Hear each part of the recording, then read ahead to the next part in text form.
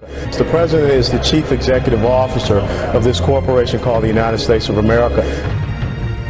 Can you handle the truth? Welcome to the Jordan Maxwell Show.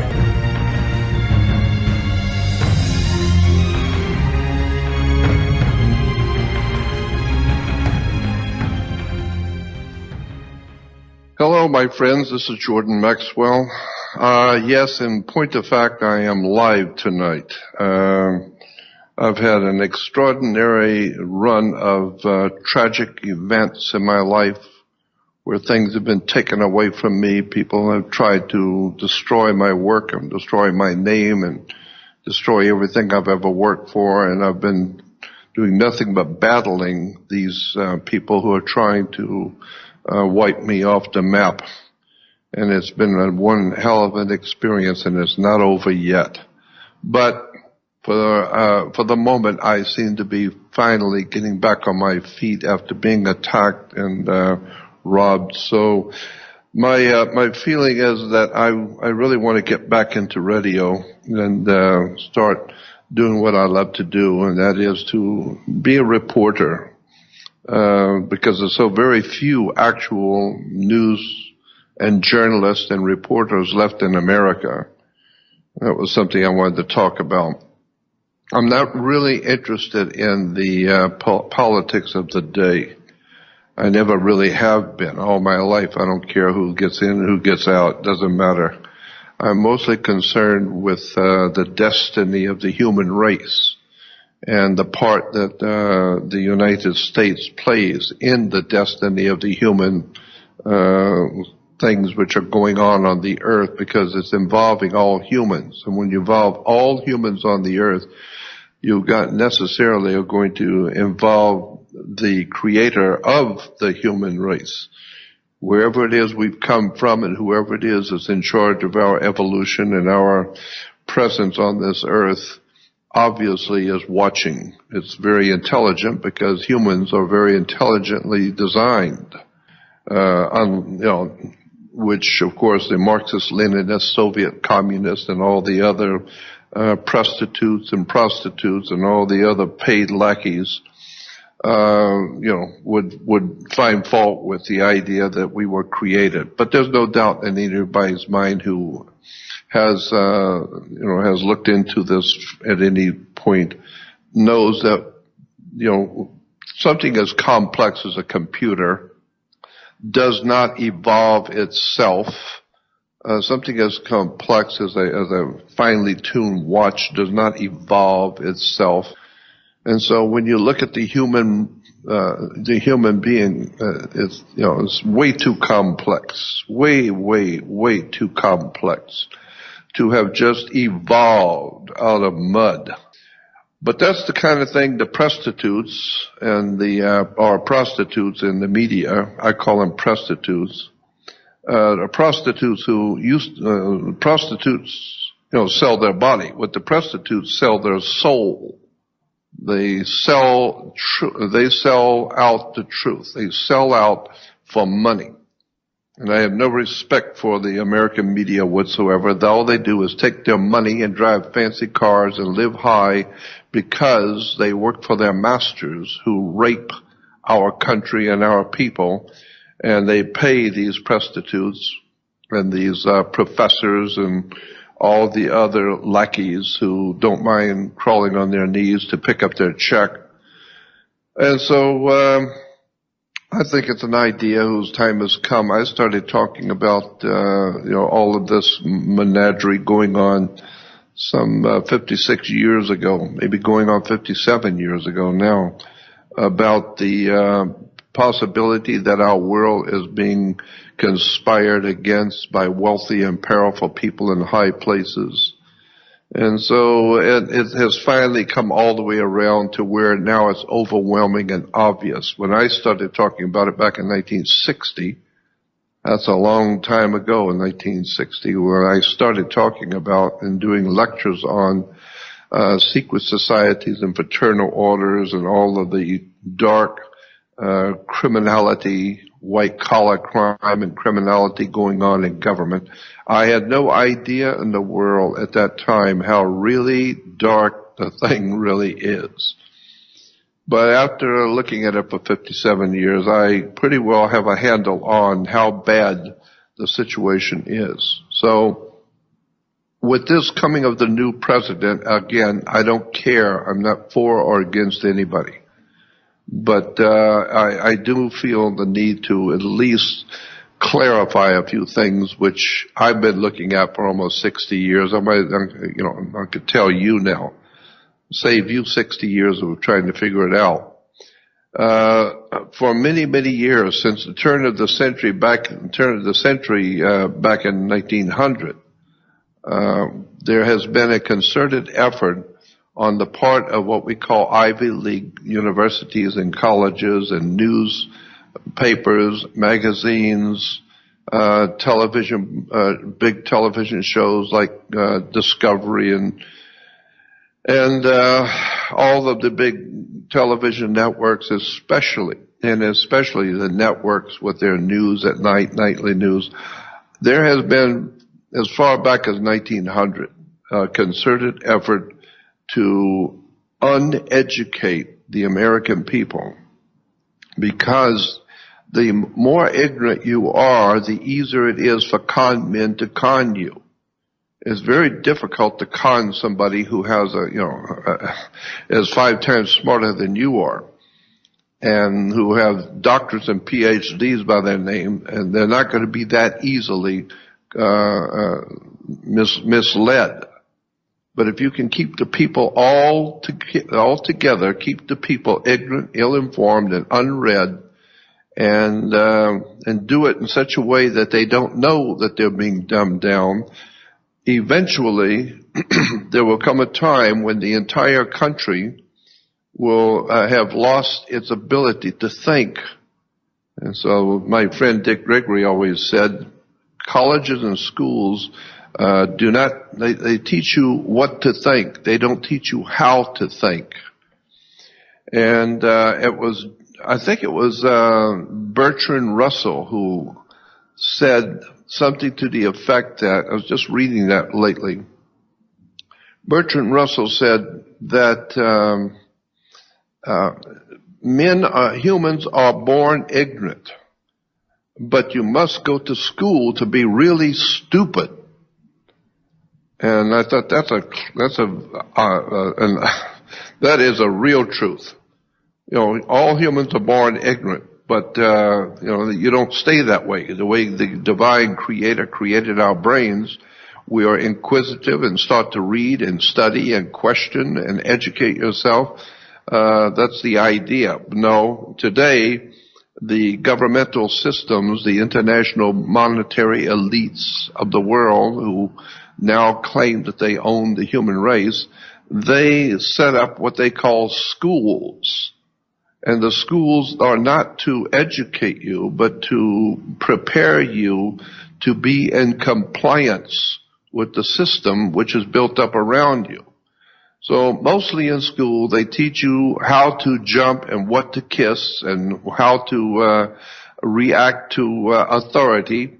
And then you will see, like a good dog, like Pavlov's dog, if you get good grades and you open your top of your head and take your brain out and just repeat what you are being told by the prostitutes and by the teachers and by the university faculty, if you go along with the program, so to speak, then you will get a work permit. It's called a work permit because it gives you the opportunity now to go out and say, well, I have a PhD and I have a doctorate in this or that, and therefore you can get a job, which is a work permit. That's all. And so that's why the system always promotes those who have a work permit, because they have been taught what to say, what to think, and what to kiss and when. So I've watched this stuff for almost 60 years now, and I've heard all the stories, and so many of the stories and things which we are hearing today, I heard 60 years ago. But the problem is when young people are coming into the world, they don't know what has been before. I mean, they got history lesson, but that's, that's for whatever it's worth as history. But for people who are actually there today, we don't even talk about it in schools at all. But if anybody brings up the subject, for instance, of what was it like in the Soviet Union living under communism in the 40s, 30s, 40s, and 50s. What was it like living under Marxist-Leninist Soviet communism? What was it like living then in the Soviet Union and China today?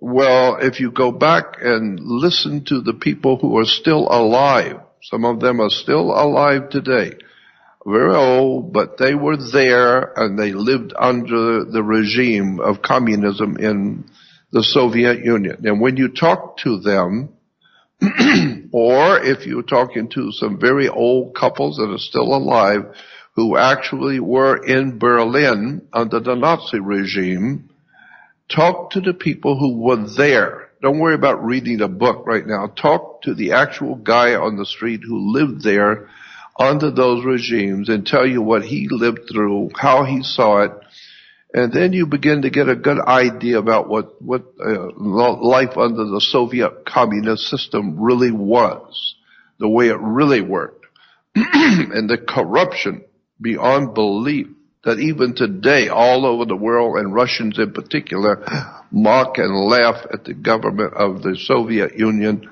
because it was so corrupt.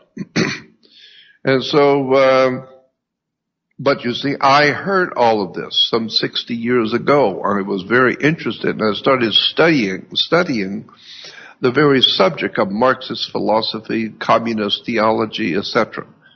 And, with that background, I look at the world today, and that's what America is. It's a Soviet communist operation. And the people of America have no idea what those words even mean. Why? Because they've been watching basketball so long, they have been entertained by Hollywood so long, that they really have no idea in the world, unless they talk to some 90-year-old couple that were around, that were there when the stuff was happening back in the Soviet Union or back in Nazi Germany. Talk to the people who were there, eyewitnesses. They didn't read a book and tell you. No, talk to the people who were there. Remember, when you're reading a history book, always go to the first page and see who publishes that book, what publishing company publishes that book. And then go on the stock market or go to the reference works and see who owns that publishing house that published that history book, which I did. I used to do that all the time. And so many times I would find that the publisher of these history books that glorified the Soviet Union, glorified China, how wonderful the People's Paradise was. This was 40 and 50 years ago. I would go and see who owns the publishing company. And many times it turned out to be the Rockefeller Brothers Trust Fund who owns the publishing house, or the J. Paul Getty Company, or the Mellon Company. And then you find out the big publishing houses are owned by people like the Rockefellers, the Rothschilds, all the international bankers own the publishing houses that publish the books that tell you the BS. And so it didn't take me long, some 60 years ago, to figure out, it's just a business here, the business of bullshitting the world, and Americans in particular. So I started looking at who is publishing these books and what is the real truth. And so I began talking to people who were there in Germany and in Russia and in communist China, and what they would tell me was totally different than what the glorious reports by the Rockefeller Brothers Trust Fund was telling people in schools and teaching them. And what happened at that time, we're talking about 60, 70 years ago, the world communist movement began moving into America through the educational system. And all of this is all documented. I mean, most people who are well aware of American history know all of this, but I'm just carousing over some of the history that most people are not aware of today. But one thing that pops up in my mind that I really want people to understand is that Obama came out of Chicago. Well, so did Al Capone.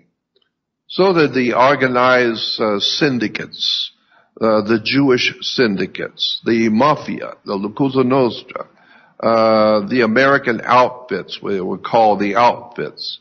Al Capone made Chicago famous. Why? Because at one time, going back into the 20s, 30s, and 40s, 1940s, when I was born, Al Capone and the mob controlled Chicago. And Chicago was famous around the world for its organized crime, its criminal syndicates. Even the mayor and the city hall were on the take. And there's all kinds of documentaries about this on television and YouTube today. Go on to YouTube and look up, organized crime in America. And there's all kinds of documentaries telling you about how really disgusting and filthy the political system was, the organized criminal system was in Chicago. But what a lot of people don't know, I do, because I'm 76 years old, and I damn well remember it. But most people today haven't spent 76 years on this earth looking at the kind of things I have.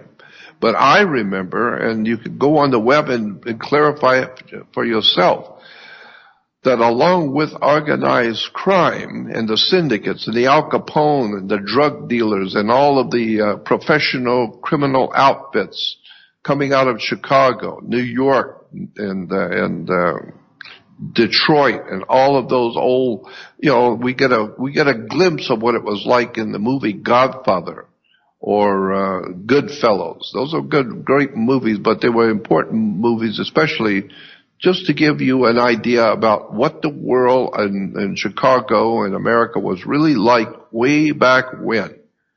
A lot of anybody in my audience that's 70 and 80 and 90 years old, they'll know what I'm talking about. America was filled with organized crime, criminal syndicates. So understanding that, and understanding that Chicago played the leading role in organized crime, you also need to know with that something I know, and the old school people, all the old guys listening to me know, is that they had a partner in crime. Usually criminals do have partners in crime. And organized crime in Chicago in particular was well known that there was another component to organized crime, and you could go on the web and check all this out and watch the documentaries. The organized crime in Chicago and in America continually was the Democratic Party. The Democratic Party was a criminal outfit going all the way back to before 1900. If you go back into history of America, you will see where the Democratic Party, what we call Democratic Party, came from. A great book on that subject was, I've talked about it many times, was Fire in the Minds of Men by James Billington. It's on my website, in my research website. I'll talk about that in a few minutes. But in the book, Fire in the Minds of Men, which incidentally is on the web for free ebook download, Fire in the Minds of Men, James Billington. James Billington happens to be today the chief librarian for the Library of Congress. So you don't get any more mainstream than that, being the chief librarian for the Library of Congress. And he wrote a book called Fire in the Minds of Men, where he explained where the Democratic Party came from. And it goes back to the secret societies in Europe and the organized crime in Europe, and how organized crime came to America. It came to Europe. It went into Russia and overthrew the Russian government, went into China and overthrew the Chinese government. And it's been moving around the world, overthrowing governments, killing people, murdering people. The Democratic Party is a dirty, dirty criminal outfit. Go on the web, go on YouTube, or go to your library and read the Democratic Party and organized crime. There are tons of books and videos and documentaries talking about the organization of organized crime and organized Democratic Party. Democratic Party. And so when I see people like Obama and all the others have come out of the Chicago area who are, I know the history of Chicago. I know the history of the connection between organized crime, bloodletting, murder in Chicago, people dying on the streets, being murdered by the organized crime and the organized Democratic Party. The Democratic Party is the filthiest organization on the planet Earth, period. It is directly connected to what we call Marxist-Leninist communism.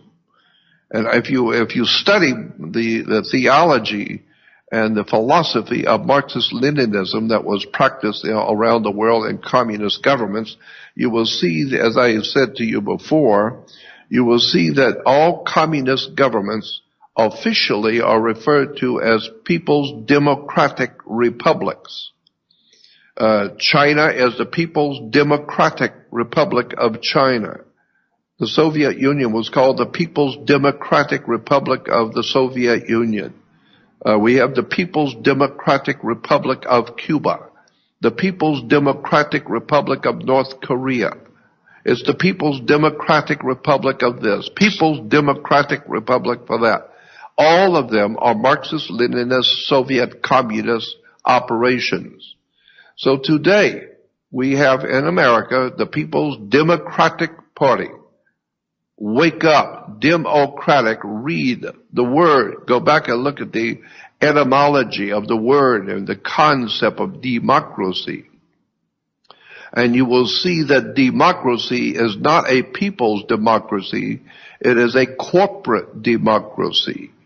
And corporate democracy today is referred to correctly as communism. This is why today we don't have Americans. We have the gay community. We have the Hispanic community. We have we have this community, the black community. We are divided into communities, which gives us our word communism. From our commune or communism, we get a community.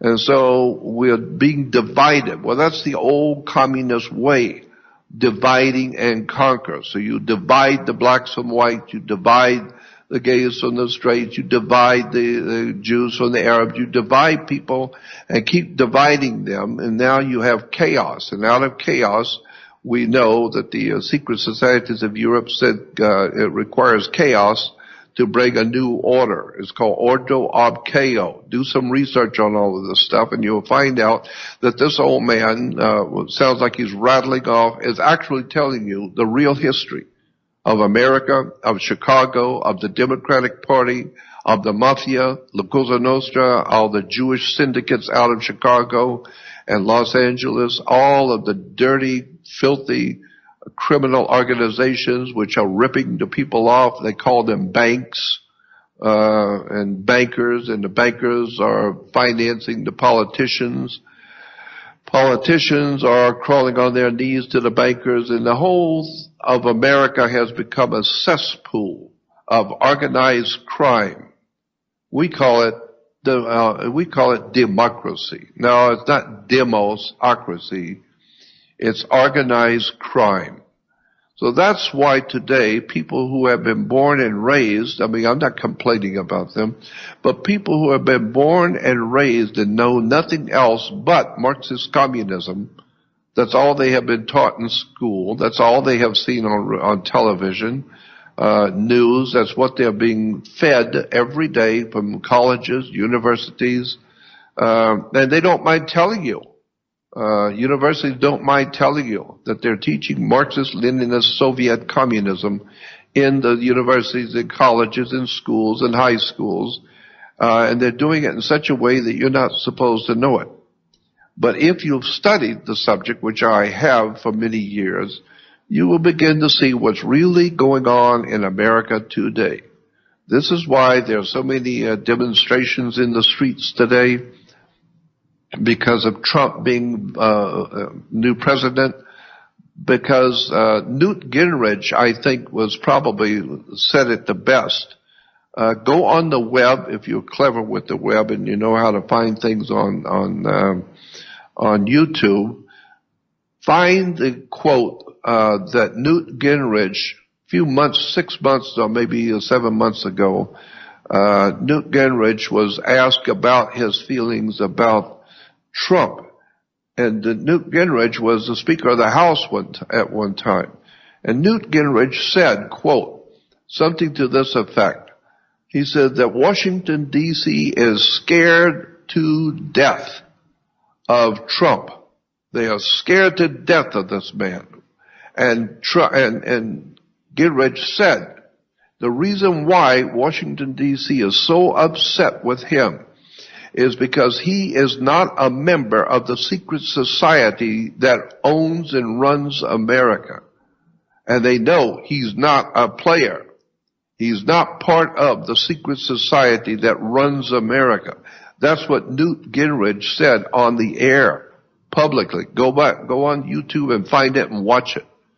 So Newt Gingrich was only telling you what we should have already known, that America is being run by a secret society, a fraternal order. And their whole objective is to disassemble, break down, and ultimately destroy the one problem they've had in world domination, the one problem they've had in dominating the whole world in one enormous communist concentration camp for the wealthy to put all of the poor working class people into a concentration camp of labor and suck off the labor and the wealth of the common people. It's called communism. Incidentally, you need to remember that when the Soviet Communist Party was first being founded, I remember because I'm 76 years old and I was looking at it as a young man.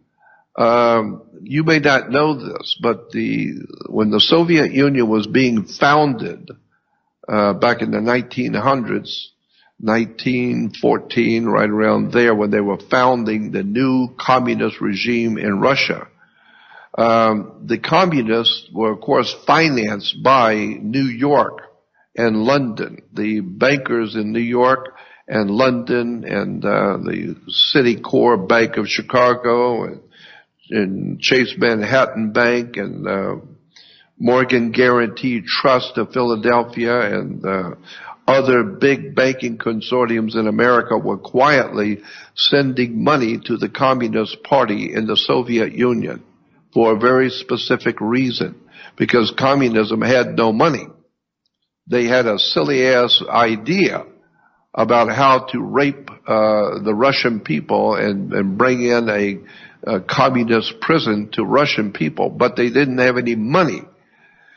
And so it was brought out, many years ago. It was really out there in the news when the news people were more honest in telling you the truth.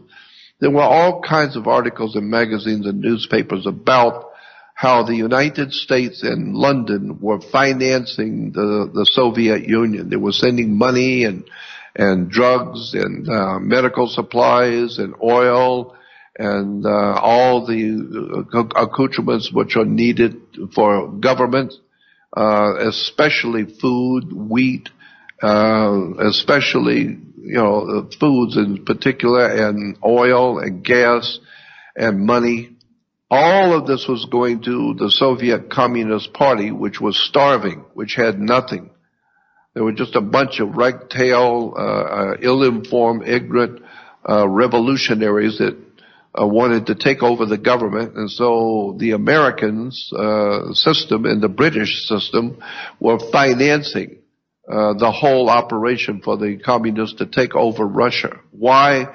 Because Russia had so many natural resources, and so the British and American system wanted to control the world. If they could control Russia, from there they could go to China. From China they go to Cuba, North Korea, and ultimately the whole world would be communist without knowing that it's the Americans and the British that own the whole damn thing.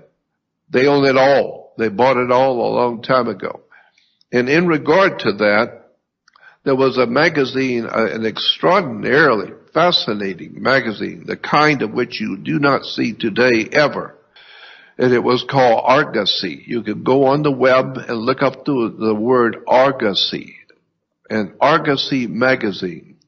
Argosy magazine, this is when I was a kid growing up, had all kinds of extraordinarily controversial subjects that they would deal with every month in their magazine. All kinds of reporting on secret societies and crime and syndicates and fascinating stuff about world politics and world government. Argosy magazine was incredibly fascinating magazine. Well, in one of their magazines, the Argosy magazine, I had at one time, and it's still out there. I think you can still buy back copies. But there was an article in Argosy magazine back in the 40s that talked about how the communists needed money so bad. They were broke. They couldn't earn there was no way for them to provide the people of Russia with food and work because they had no money themselves. And so that's why they didn't mind killing off their own people, because you might as well kill them off. You can't feed them. You can't provide them with a job. They are of no value because they have no education. You've kept them stupid. So I guess the only thing to do is just get rid of them. So that's why the Russian government started starving and killing its own population, because they couldn't feed them. They couldn't support them. Why? Because communism's never been able to support anybody. Thank God we got bankers in England and America who will send money and food and keep you going. But this Argosy magazine had an article talking about how the Federal Reserve was sending money, millions of dollars, to the Soviet Communist Party quietly. But it became very dangerous for the Federal Reserve to do that, because there were politicians in Washington, D.C., and smart people in America that started hearing about this, that the Federal Reserve is financing communism in the Soviet Union. What's that all about? So in order to quiet down the hysteria, the Federal Reserve came up with a great idea, and I remember reading about it in Argosy magazine. What they did, according to this article, was that they sent the plates. They sent the plates to the 20s and 50s and 100s and, money plates that the Federal Reserve used. They sent the plates to the Soviet Union for the communists to run off their own money.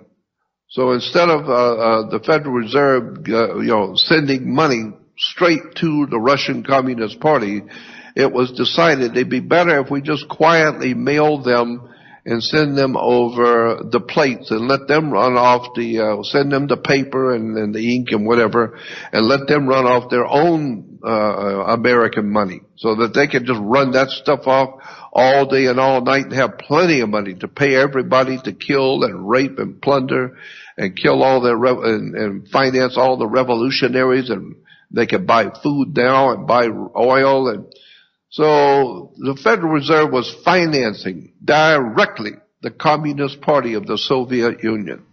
And the big banks here in America, along with the big corporations like Ford Motor Company, General Motors, Chrysler, Eli Lilly Glass, all of the major big corporations were also sending materials to the Soviet Union to finance to help the Communist Party. So what I'm saying is, if you really do your homework, you will find that the Soviet communist system that we call today the People's Democratic Republic, you will find that the Democratic Party and the organized crime out of Chicago, New York, all of a sudden you begin to see that this whole idea of a democracy and the Democratic Party is not based on some wonderful idea of the rule of the people. No, the people have no power at all, period. In America, you have no power. You have to have a license and a permit, and you have to ask permission, and the government can take anything, including your life. And so we don't have any freedoms anymore. And the reason why is because it's a democracy. And democracy is a word, as I said, James Billington pointed out in his book, democracy is just another name for Marxist-Leninist Soviet communism. So the bottom line is that when I see Obama coming out of the old Marxist-Leninist Soviet operation, using the old Soviet communist terms, using the old Soviet Marxist-Leninist symbols and emblems, and understanding who's financing and organizing and directing him from behind the scenes, the old Soviet communists of the old school who came to America like the Nazis during the 40s. They came to America. The Nazis became known as Republicans, and the communists came over here and started joining the Democratic Party. So when I see this government cram-filled with Marxist-Leninist Soviet communist bullshit, and the American people have no idea in the world what is going on. And so there's this war going on between the Republicans, which are Nazi, SS Gestapo Nazis, and there are a few, thank God, there are a few real Americans who happen by chance to be Republicans. And they are real Americans. And there's only a few, but they are very good people who know what's going on. But overwhelming amount of people in the Republican Party don't even realize they're working for Nazi causes. But there, as I said, there's some really good people in the Republican Party. And I know there has to be somebody, I don't know who it would be right now, because I don't follow politics that close anyway. But I'm sure there must be somebody who can relate to being an American and America as it was founded in the Democratic Party. I don't know who that would be, because every Democrat I hear is mouthing the same old stuff I heard 60 years ago, the same old terms, the same catchphrases.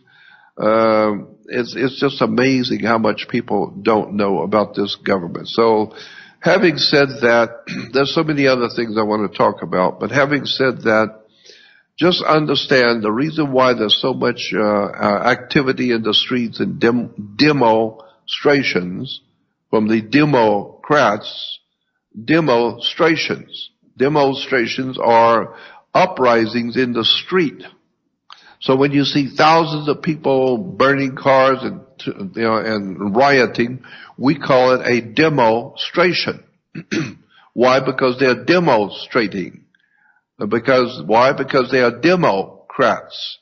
They have been taught in schools, unknown to them, but they've been taught in schools how to overthrow a government. And so they have no education. Most of the Democrat, and most of the people rioting in the streets remind me of old Christmas tree lights. Half of them don't work and the other half are not that bright.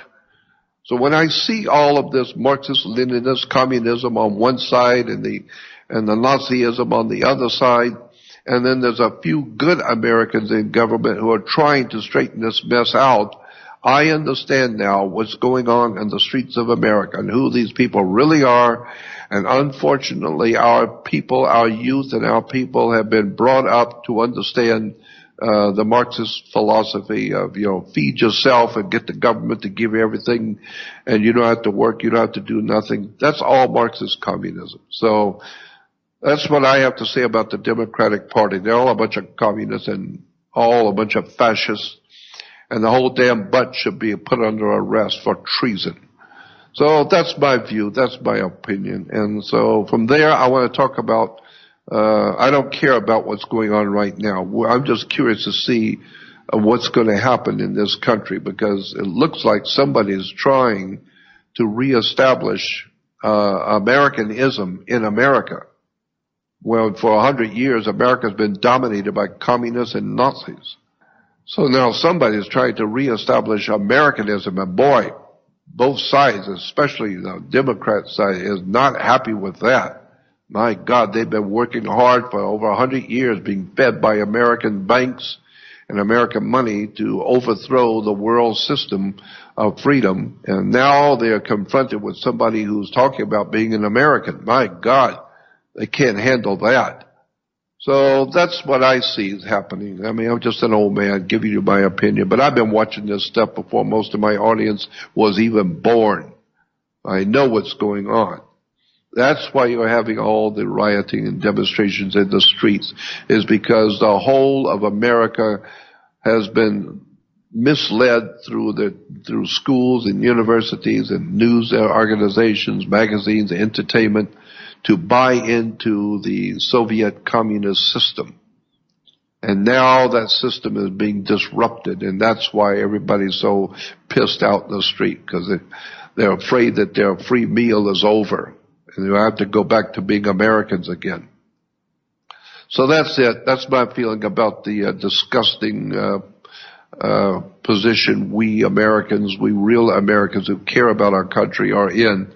Because I said it before and I'll say it again, knowledge is power. And that's why the people of America have no power to do anything, because they have no knowledge of how this stuff works. You need to go back and talk to the old guys, the old school, the old guys, the great-grandfathers who were there in the Communist Party of Europe. They were there under Marxist-Leninism. They were there under the Nazi regime. Talk to the old guys. They are the ones that can tell you what the real story is. And all of them will tell you the same thing they saw in Soviet Communist Russia is exactly what they're seeing today in America. The only difference is the Americans have a lot of fat that they have been living on. The communists are living on the fat of the land.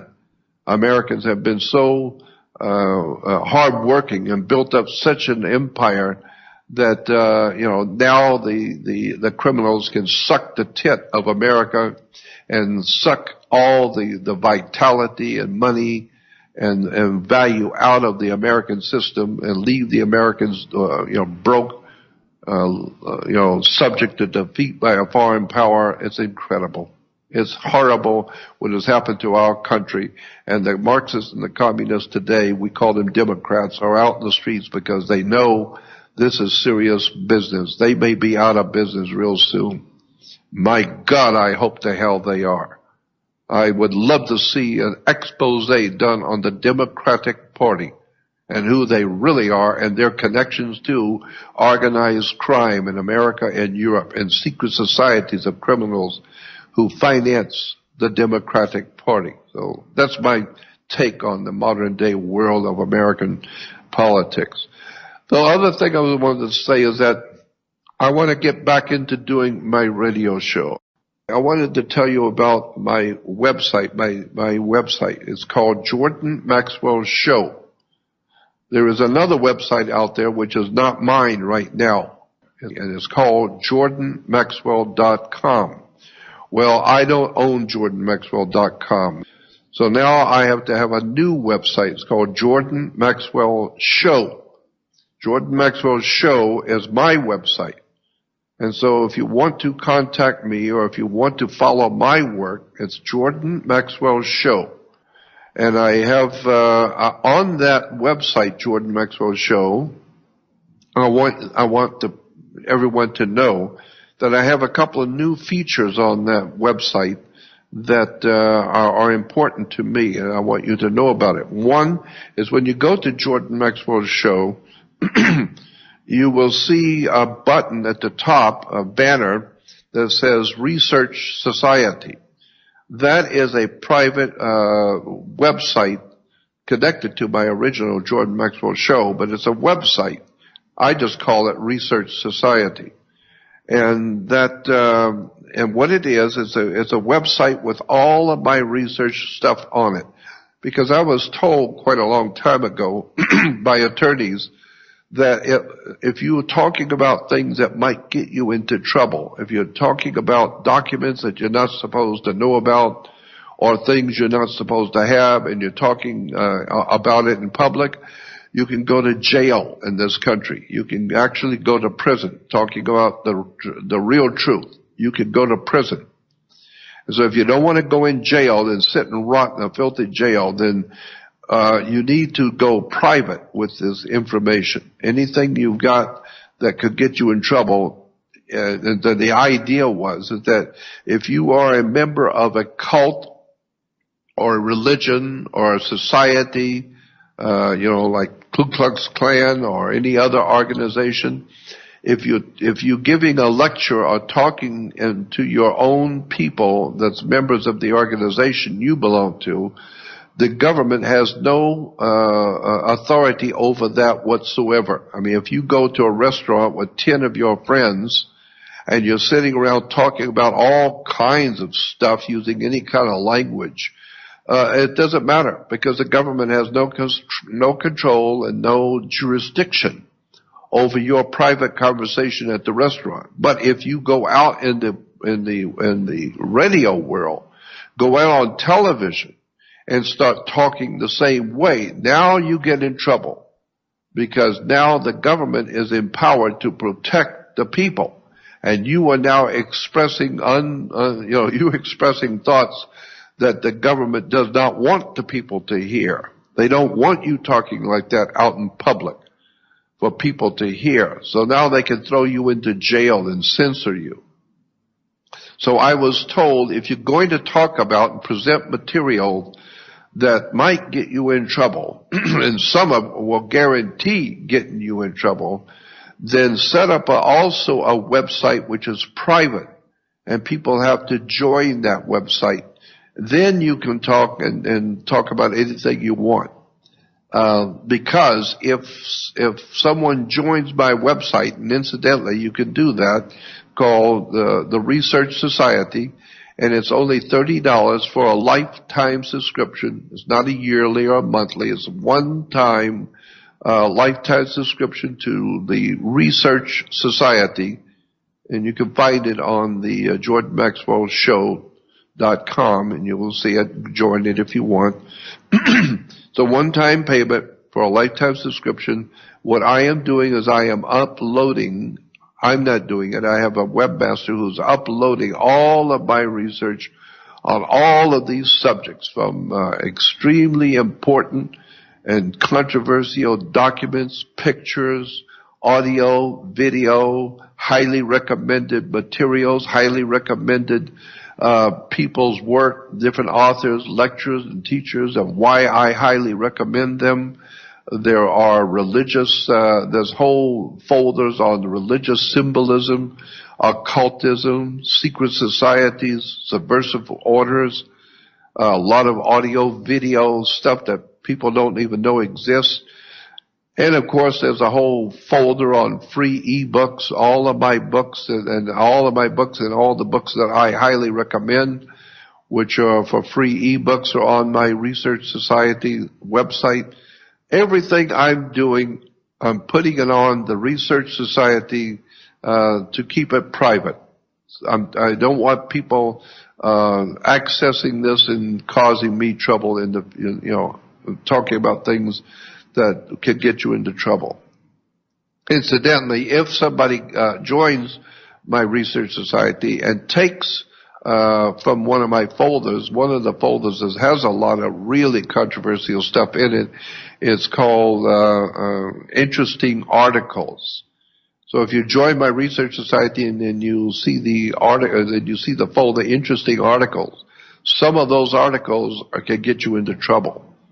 And so I know that if somebody gets those documents and puts them out into the public, I don't care, because I'm not the one that did it.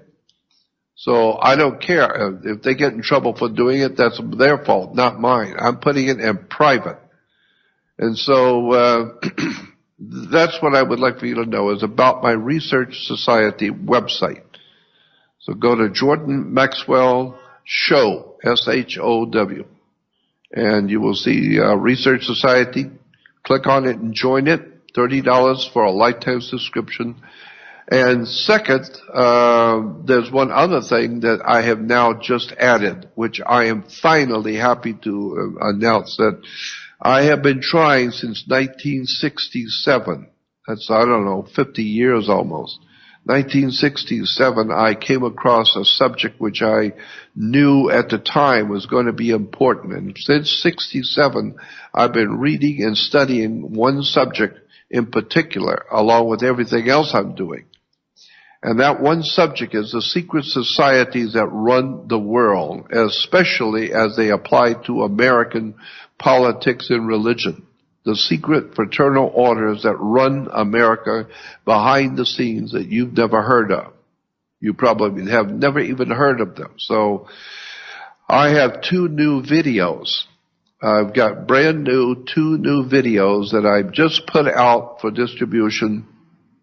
And they're on my Jordan Maxwell Show website.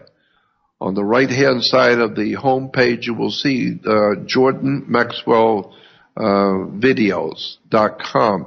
Just click on it, and it will tell you about the 2 new videos, what they're about, and then you can order them, and you'll get them very quickly. We've been working with the fulfillment house, and I think we've got it all nailed down now. And they are 2 very extraordinarily controversial subjects, and they are actually part 1 and part 2 of the secret societies that run America and have been behind the world movement, the world movement as we now see it. So stay tuned for the next hour, because I'm going to have on Nancy, my dear friend Nancy, and she's going to talk about her experiences with UFOs, aliens, and reptilians. That should be very interesting if you haven't heard it. And again, my website, Jordan Maxwell Show, JordanMaxwellShow.com. We'll talk next week, and thank you for listening.